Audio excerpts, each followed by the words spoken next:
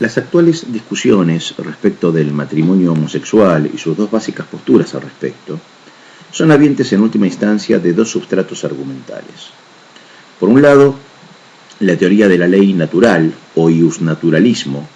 en sus dos vertientes, una proveniente de Aristóteles, desarrollada luego por el estoicismo y devenida en la doctrina moral de la Iglesia Católica,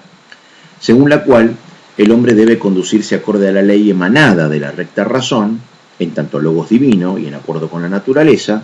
dado que la naturaleza, es la creación de Dios y por ello representa su voluntad. O bien, por otro lado, tal como lo elaboró el racionalismo contractualista clásico, desde Thomas Hobbes, John Locke y Jean-Jacques Rousseau, hasta el contemporáneo John Rawls, entre uno de los más destacados, esta ley natural es la ley emergente a partir de la inteligibilidad del ordenamiento y funcionalidad reinante en la naturaleza, promoviendo la noción de derecho natural como la potestad o la facultad del hombre para hacer o demandar legítimamente, en razón de las exigencias propias de la naturaleza humana, y con arreglo a los fines de su vida, dando lugar así a la conformación de los modernos y actuales estados de derecho. Según este argumento iusnaturalista, el factor de la procreación toma un lugar relevante en el ser humano y la conformación de la sociedad, resultando la institución del matrimonio una unión tendiente al florecimiento, a la preservación, a la realización natural, conformando un bien social, su base arraigal y de desarrollo. Ahora, estas tres últimas consideraciones del matrimonio son las que le otorgan al matrimonio el estatus de interés nacional y público, y por ello la institución del matrimonio civil, la cual no es una legalización de una relación o vínculo sexual o amoroso, ya que éstas pertenecen al dominio privado, se transforma justamente en una institución de interés nacional. Ahora, por otro lado, desde posiciones originariamente sofistas, particularmente protagóricas y hasta las más modernas nietzscheanas incluso, el mundo es considerado como el lugar de las convenciones, donde el hombre es la medida de todas las cosas. Y acorde a este postulado axiológico, se desarrolla el argumento llamado constructivista, según el cual la orientación o identidad sexual de las personas son el resultado de una construcción social y que por lo tanto, según esta visión, no existen papeles sexuales esenciales o biológicamente inscriptos en la naturaleza humana, sino más bien formas socialmente variables de desempeñar uno o varios roles sexuales. Claro, en consecuencia, se puede observar que la ley y el derecho son concebidos más bien como un triunfo de una negociación legal, contextual y relativa, cuya legitimidad y autoridad proviene de una convención inter pares en la decisión colectiva, conformando una ética dada por el contexto. Por ende, la institución del matrimonio como figura legal puede, si así lo determina la mayoría, aplicarse a parejas del mismo sexo, independientemente de toda función o finalidad que represente en y para el desarrollo del tejido social. Pero el judaísmo, si bien atiende a estas dos posiciones, pero las trasciende a su vez a través de su monoteísmo, aportando una tercera vía. Para el marco axiológico judío, la naturaleza, el mundo, es algo que está dado. Fue creado con sus leyes, las cuales pueden ser inteligidas, pero no son la guía rectora de la conducta del hombre, sino más bien el lugar donde el hombre debe conducirse según lo preceptuado por Dios. Preceptos que de hecho restringen las pulsiones y naturalidad del hombre. En el mismo Génesis observamos que la tierra se vegetaliza cubriéndose, los peces, insectos y aves pululan desde las aguas y los animales emergen, salen desde la tierra, pero el ser humano es creado de un elemento térreo y otro divino, siendo este último, es decir, el elemento divino, acorde a la tradición exegética, la capacidad de entendimiento y habla. Entendimiento como conciencia o comprensión, y él habla desde ya en el sentido de razón, inteligencia. Ahora, Ambas características hacen del humano un ser que además de racional es por sobre todo volitivo, consciente, capaz de poder conducirse en contra de su naturaleza, restringiendo sus impulsos en pos de un mandato trascendente y por ello susceptible de recibir leyes preceptuales y aceptar voluntariamente regirse según lo comandado. Consecuentemente, en la ley oral judía, por sobre todo en Pirkei Avot, comanda anular nuestra voluntad ante la divina. Esto demuestra que el humano, en el judaísmo, no es una extensión de la naturaleza, debido a que nada generado puede trascender los dominios de su genitor, y el humano es precisamente el único ser que puede consciente y voluntariamente contrariar su propia naturaleza, sus impulsos, sus pulsiones. De esta forma, en el judaísmo, el ser humano se hace tal, no acorde al orden natural ni a su raciocinio, sino más bien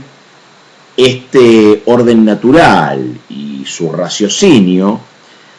son también una de sus funciones naturales, aun cuando lo singulariza de otros seres entre quienes comparte su animalidad. Más bien, dicho ser humano se hace tal por la capacidad de estar frente a Dios, aceptar el deber de cumplir su mandato y vivir acorde a sus preceptos, dando cuenta de sus transgresiones. Por ello, en una de las celebraciones más importantes del calendario judío, en el Día del Perdón, se dice: Umutar Adam min abehema hein kakol hebel,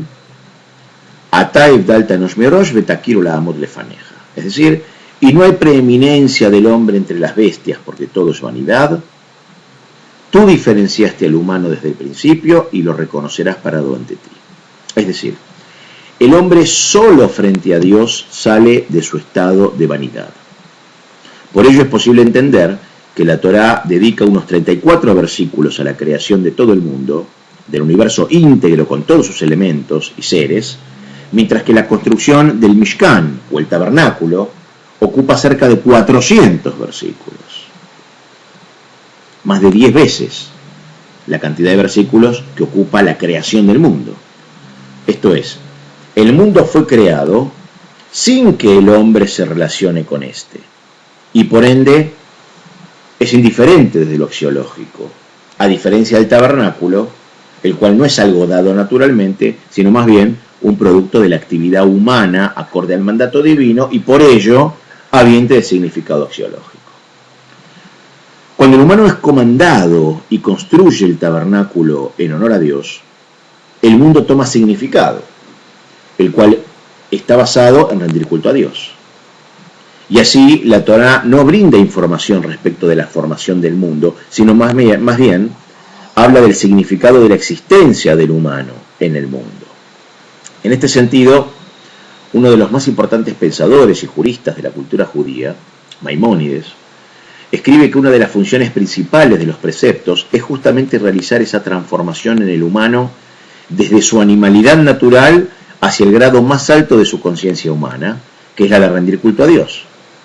en todos los aspectos de su vida, por supuesto, siendo uno de ellos canalizar sus deseos y apetitos según lo decretan sus preceptos. Ahora, no sorprende entonces que la mayor revelación divina en el judaísmo se haya dado en forma grupal, en medio del desierto y por sobre todo en formato de ley. Allí donde el humano tiene la necesidad de volver a desarrollar todos sus instintos, sus impulsos animales para sobrevivir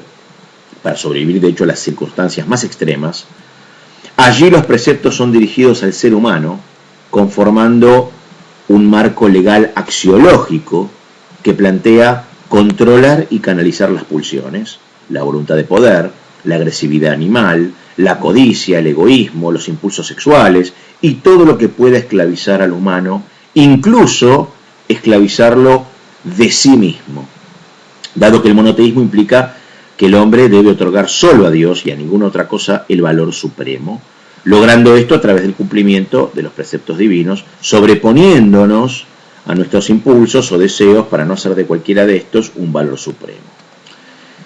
Y así lo postula, de hecho, el Talmud jerosolimitano, cuando afirma que Kol hayomea leitzero ki'ilu Oved Avodah Zará, es decir, todo quien atiende a su impulso es como si idolatrara. Máxima que de hecho también se repite en una de las grandes composiciones legales, que es el Beit Yosef, composición legal de uno de los mayores juristas en el judaísmo, que fue Rabbi Yosef Karo. Y más aún, este criterio para la liberación del hombre de su potencial esclavitud bajo sus funciones naturales, su animalidad, incluye la refutación a la ética socrática o espinosista, donde la razón, como función natural, es aquello que debe regir y comandar la conducta,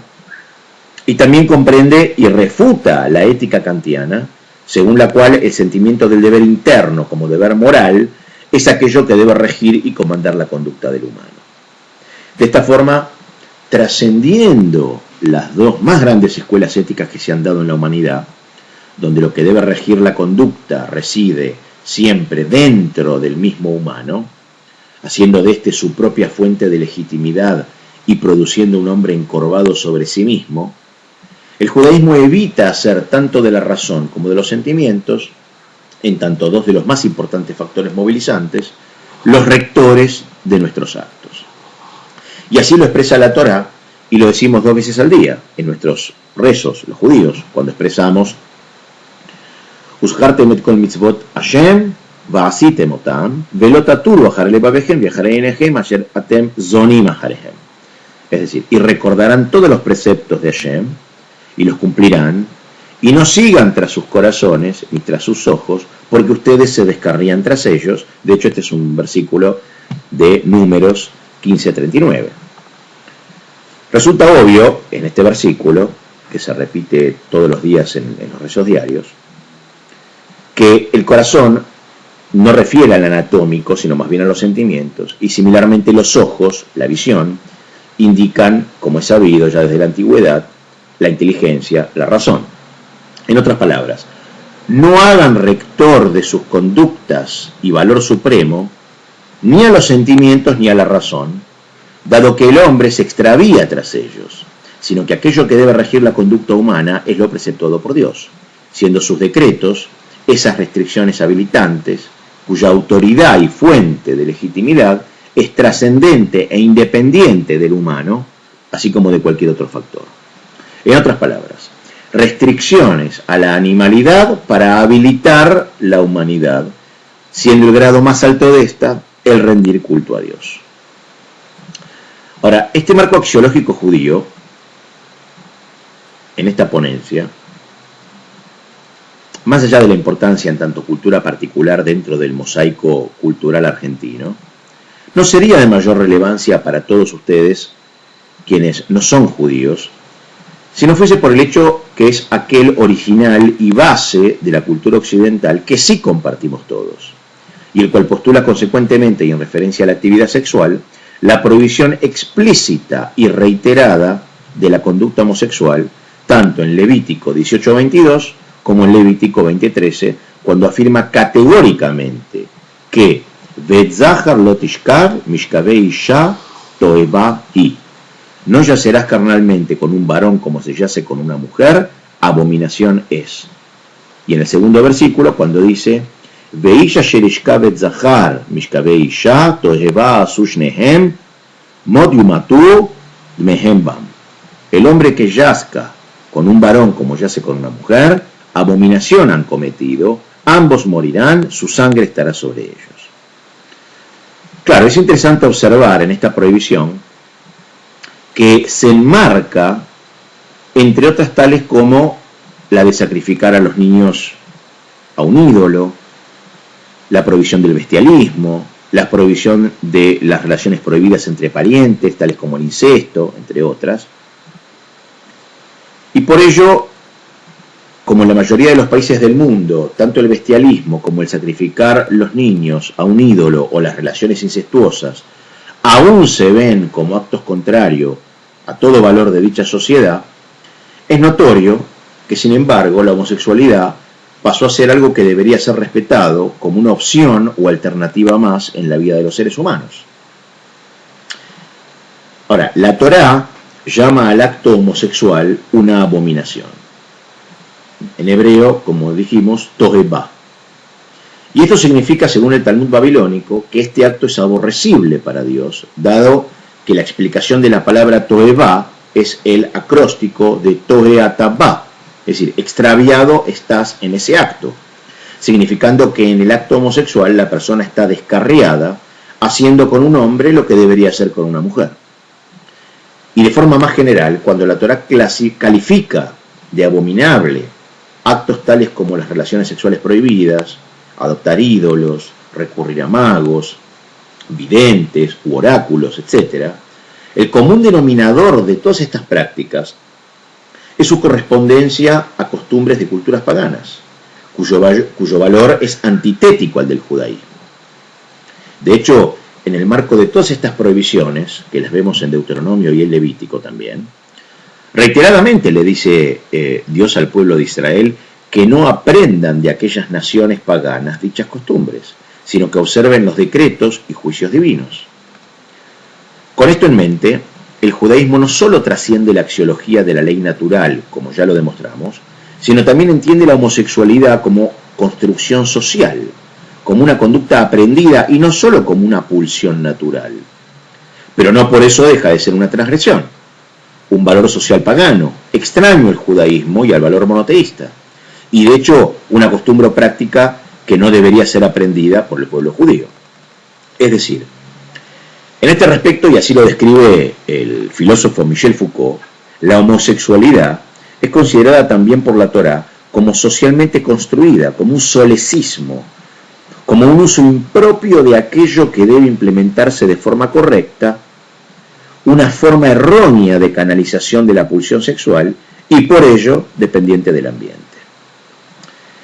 El hecho que la proporción de actividad homosexual crezca drásticamente en las poblaciones masculinas o sociedades tales como prisiones, también parecería indicar, según los investigadores, que la homosexualidad es al menos en parte una conducta social aprendida. Por ello la Torá comanda alejarse de aquellas sociedades donde la actividad sexual era común, y así lo vemos según las narraciones bíblicas en la generación de Noé,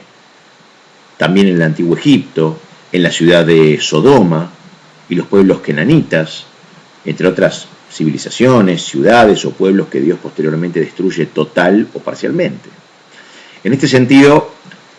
el acatamiento a estas restricciones sexuales fue siempre de tal gravidez en el judaísmo que en el Talmud babilónico, y luego Maimónides y finalmente cristalizándose en el Shulchan Aruch, que es el Código de Leyes Judías,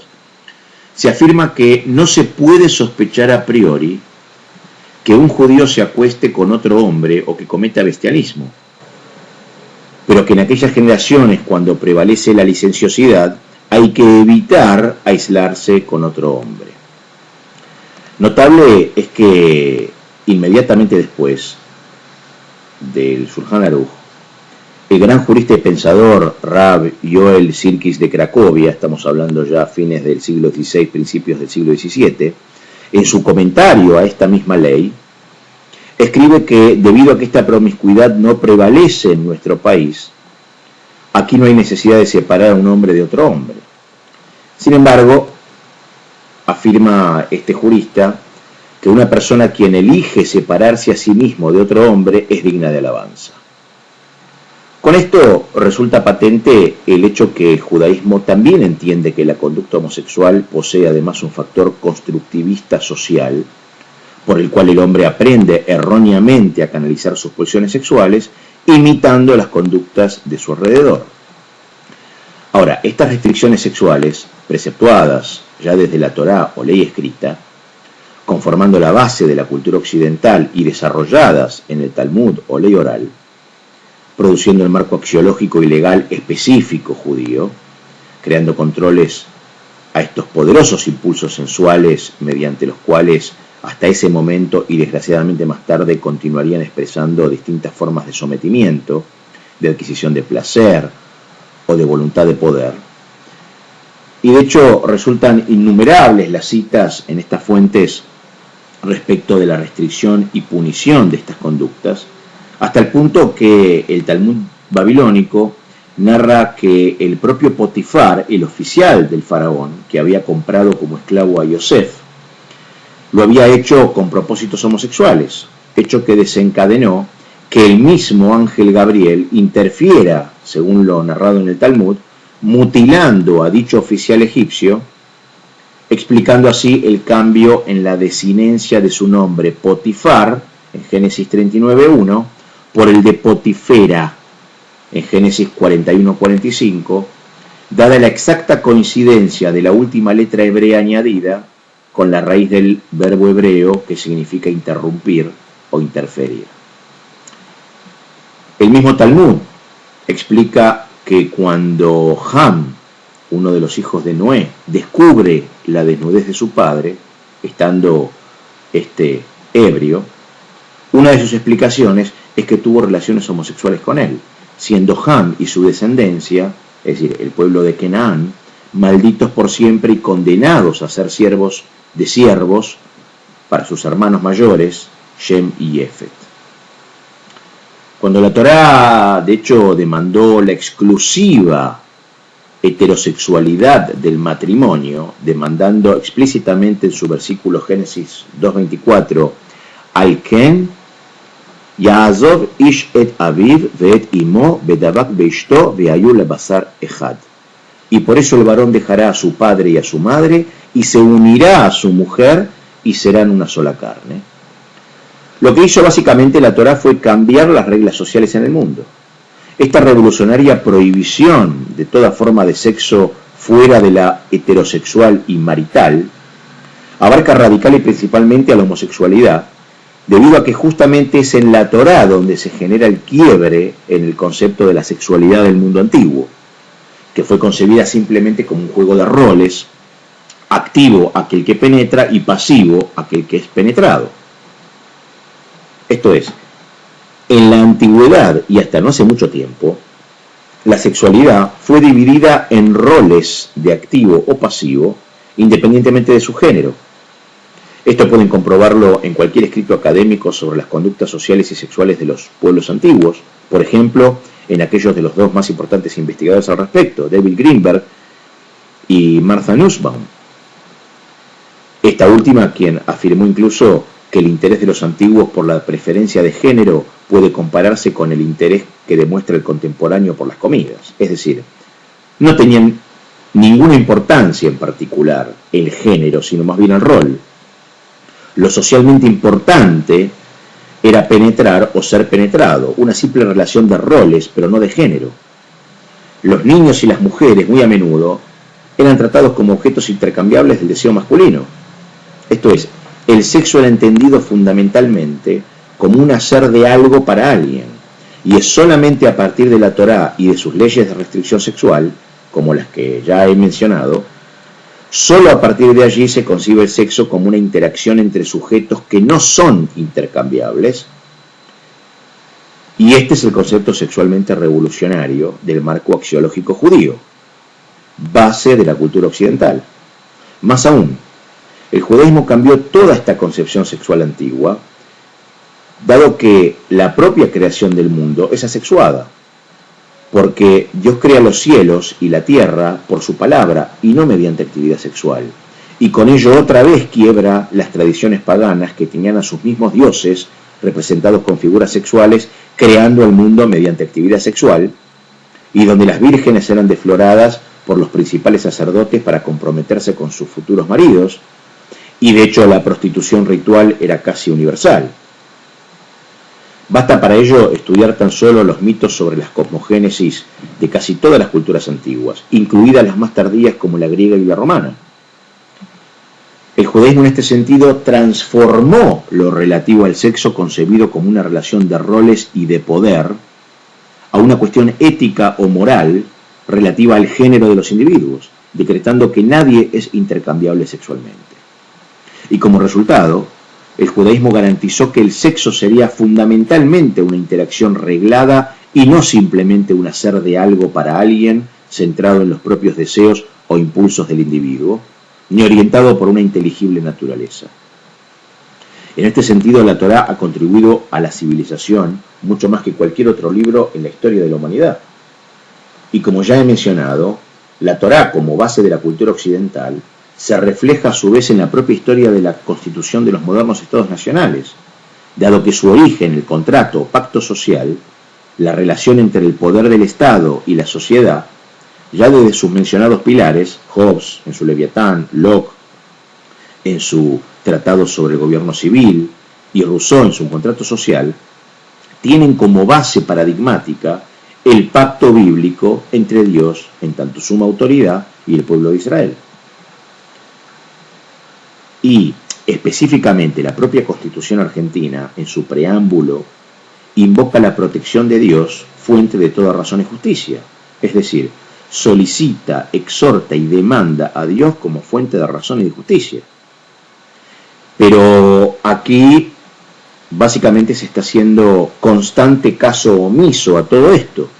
al intentar justamente reformular las leyes de familia, casi las únicas leyes con las que históricamente los estados de derecho se restringieron de hacer ensayos sociales. Omisión que también se manifiesta en aquellos diputados y senadores quienes juran por los evangelios en su ceremonia de asunción al cargo, pero luego promulgan leyes contrarias a aquella doctrina. Y si jurar es garantizar el cumplimiento de lo jurado con aquello de mayor valor para el que jura, necesariamente su juramento resulta falso. El hombre, a través de la historia, ha ejercido una pansexualidad.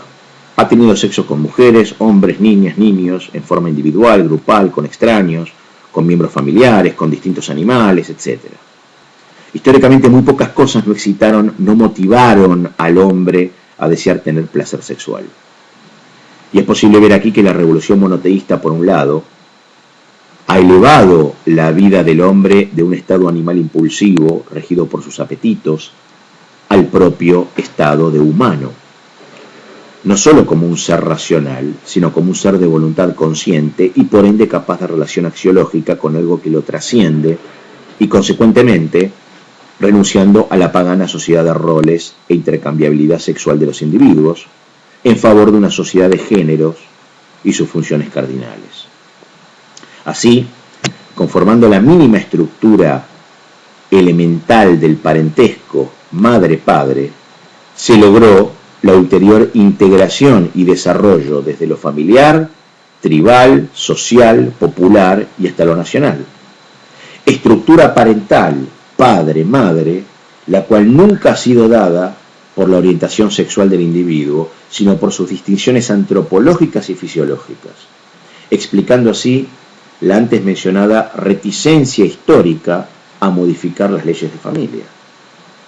Desde ya que el hombre no es habiente de control sobre la emergencia de sus impulsos,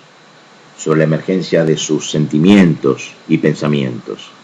y tampoco posee la voluntad para cancelarlos o anularlos. Pero en una gran medida el hombre es dueño de sus actos, y es aquí donde acontece la gran lucha que se le ha impuesto. Por ello, la primera palabra del ya mencionado Código de Leyes Judías, el Shulchan Aruch, en donde se cristalizan las normas de conductas del judío, la primera palabra de este código es itgaber, que quiere decir esforzarse, sobreponerse, tal como afirma su primera sentencia, que es itgaber que ari la amot baboker la bodat boru, esforzarse como un león para levantarse todas las mañanas y rendirle culto al Creador. Este esforzarse, sobreponerse, es el deber de una persona sometida a una prueba, y entre ellas las prohibiciones amatorias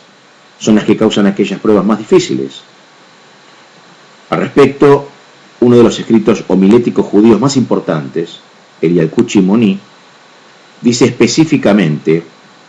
que un judío no debiera decir yo no tengo deseos por aquello que está prohibido, sino que un judío debiera decir ¿qué puedo hacer para no obrar acorde a dichos deseos, debido a que Dios así me lo ha comandado? Cada sociedad, aún la secular, demanda que los deseos sexuales sean regulados y canalizados en determinadas instituciones y normas. Según la unanimidad de investigadores modernos, la sexualidad humana, especialmente la masculina, es en última instancia una pulsión natural, nada más que la refrenamos continuamente. Como diría Sigmund Freud,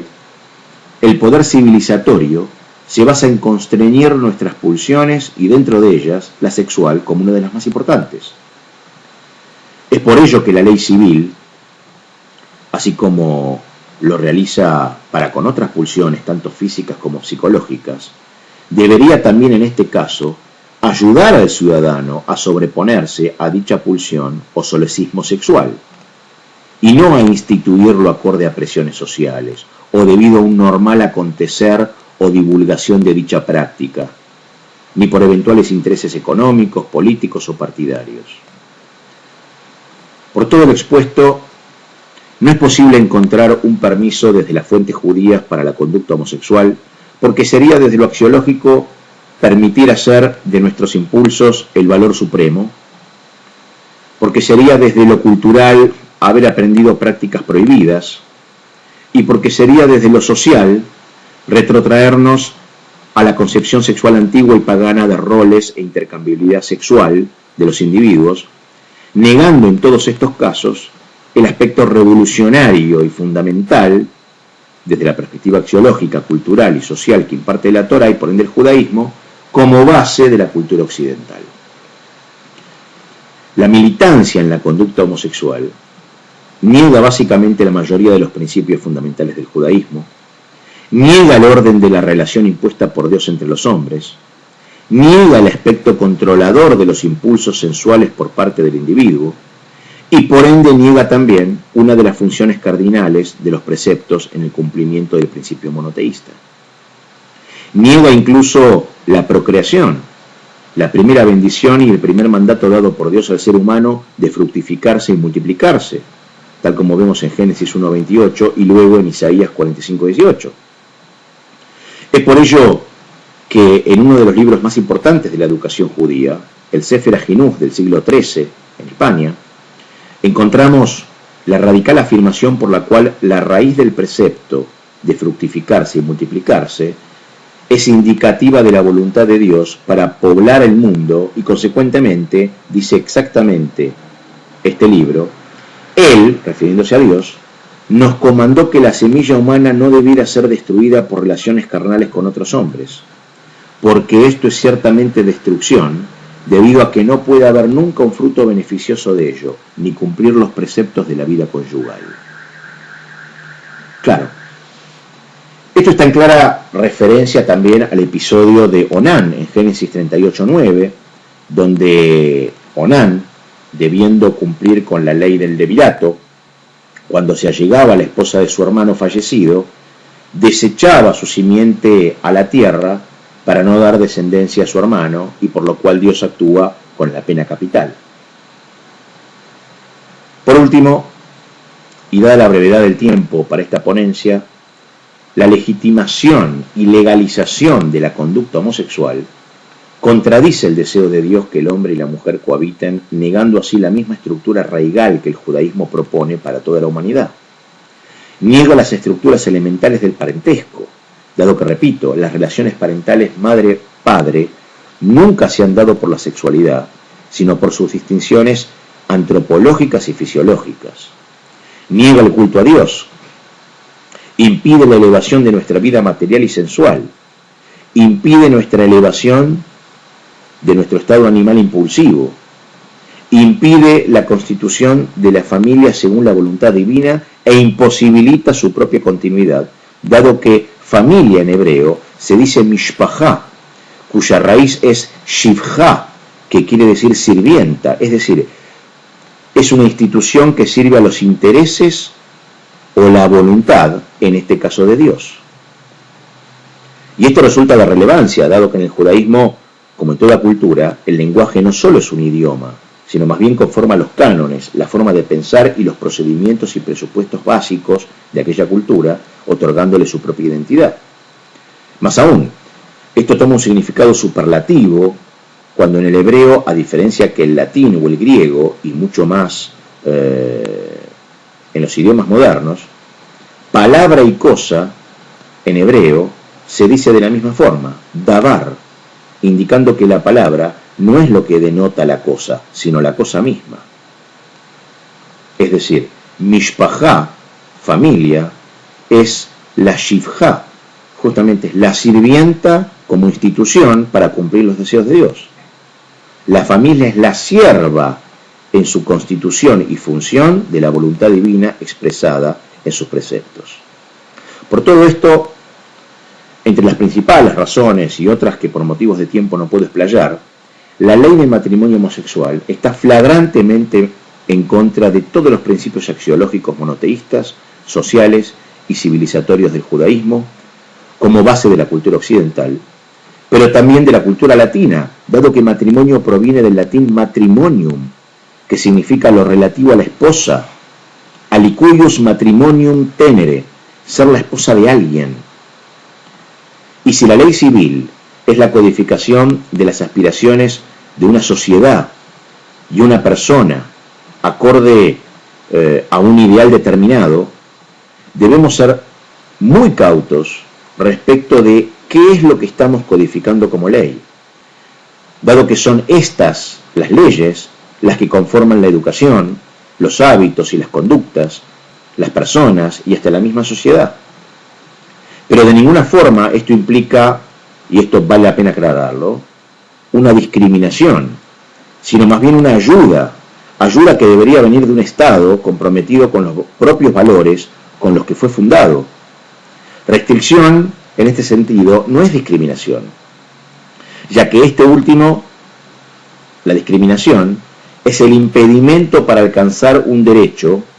estando la persona en posesión de los requisitos para ello, pero negándosele por motivos ajenos a estos. Luego, el matrimonio no es una institución legal que se aplica a personas del mismo sexo, dado que sus requisitos fueron históricamente el estar conformado por personas de distinto género, por los motivos de hecho ya explicados. Salvando las diferencias del caso, pero de forma análoga, dicha institución legal, el matrimonio, no se aplica a personas menores de edad, que no estuvieran emancipados, por ejemplo. Tampoco indocumentados, ni a personas casadas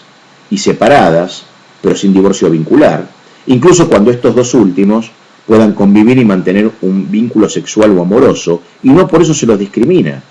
sino que ahí vemos claramente la diferencia entre discriminación y restricción. Desde el judaísmo, quien practica la homosexualidad es aquel sobre el cual se decretó algo muy difícil, y es el de afrontar una de las pruebas más duras. Y aun cuando el hombre no posee toda la fuerza para afrontarlo, no es libre de sustraerse de dicho esfuerzo. Es justamente en las pruebas por las cuales se nos conmina a sobreponernos a nuestros más fuertes impulsos e intereses personales. Es justamente en estas pruebas en las que nuestros patriarcas y matriarcas, incluso Job, enfrentándolas, se han sobrepuesto a ellas. Este es, como dice nuestra ley oral, el concepto de héroe, el que conquista sus impulsos, el que subyuga su inclinación personal, todos los días y ante toda circunstancia, y no el concepto de héroe más barato, más económico, basado en dar la vida en un rapto emotivo y por alguna causa casi siempre espuria. No hay permiso en el marco axiológico judío para esta actividad y a fortiori para su militancia. Es posible que el que acepte sobre él este marco axiológico, el monoteísta, tenga muchos sufrimientos y prohibiciones durante toda su vida, dado que un valor siempre demanda y a veces un costo muy alto, pero contra ello él es consciente de lo que dicen en los Salmos 103:20, que justamente se lo considera poderoso en el servicio a Dios, por cuanto Giborei Koach Oseit Baró, poderosos en fuerza son los que ejecutan su mandato, el mandato divino. Y este es el grado más alto que el hombre puede alcanzar. Para terminar, quiero citar a uno de los grandes líderes y pensadores del judaísmo moderno, Rav Tzadok HaKohen de Lublin, del siglo XIX, quien dijo: frecuentemente el hombre se encuentra parado ante una prueba tan grande que le es imposible no transgredir. Y en esto se lo considera absolutamente compelido, y por ello misericordiosamente exculpado. De la misma forma ocurre con la incitación impulsiva, que es de tal grado que es imposible vencerla. Y esto pertenece a la categoría de compelido. Hay impulsos de tal magnitud que es casi imposible conquistarlos. Y en ese caso el hombre, cuando ya no puede, se lo considera compelido. Y no hay punición en ello, aun cuando transgredió una prohibición, porque estuvo obligado. No obstante, lo importante es que el hombre mismo no puede testimoniar sobre sí mismo respecto de su límite, porque tal vez aún poseía la fuerza para conquistar su impulso. Este gran pensador, justamente, lo que nos está diciendo es, si bien una persona no tiene por ahí la capacidad de sobreponerse a su pulsión, él no puede testimoniar su propio límite, no puede decir a priori, ya no puedo más, va y comete la transgresión, porque por ahí hubiera tenido un poco más de fuerza para conquistar su impulso. Esta no es otra cosa que la infinita demanda y responsabilidad del humano para conformarse como tal, un ser volitivo consciente, axiológico, quien mediante las restricciones habilitantes sale de su estado de vanidad.